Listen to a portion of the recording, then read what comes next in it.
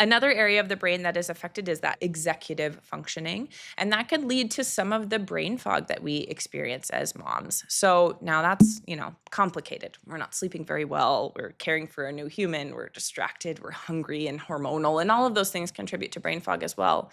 But some of it is actually that we've seen this reduction in brain volume to care about some of the more mundane things in life, like the name of the grocery store checkout clerk, or the exact amount of your phone bill, or what color the car was that stopped in front of you, or what your friend told you about their lunch yesterday.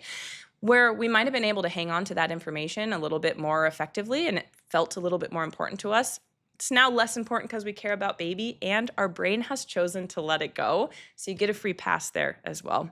Brain fog is part of it. Our brain has prioritized caring for a new tiny little human much more than it does those mundane little details of life. And that's because of that gray matter reduction. So another area that's affected that I find incredibly interesting is it's actually a few areas that work all together that govern our ability to feel empathy. So our social interactions, our ability to relate to other humans and empathize for their needs. And we see a marked reduction in that area as well. The biological function there is that your priority of needs has shifted to baby now. So that friend that maybe is a little bit more challenging, or a relationship that doesn't serve you, maybe it's relationships at home with your spouse as well, start to fall by the wayside a little bit as your brain quite literally trims away again that fat in that area, and your ability to prioritize the needs of other humans to prioritize the needs of your baby. So while we don't want, relationships all falling away and you're only at home with your baby and only focusing on baby, that's not helpful for us either. We do get a little bit of a pass. Your brain has quite literally placed the needs of baby above everybody else's feelings, and that is documented on those brain changes as well.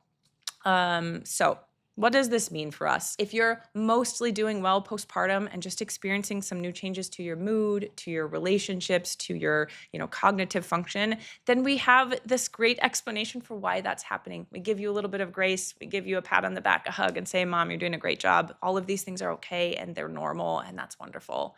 If you're struggling, though, and the anxiety is severe, your relationships are starting to struggle, we're losing connections with family members or people that are important to us, we're so forgetful we can't remember where we put our keys, or we can't pay our bills on time, or we can't find our way to the grocery store effectively, none of that is okay. We need to address those things. If you feel comfortable with your physician and your provider right now, go talk to them. If you don't and you feel like your concerns have been dismissed, we want you to come in and talk to us about it, because we can help. We've got a whole team of physicians that are compassionate and driven to help you through this journey. And there's a ton that we can do for you too.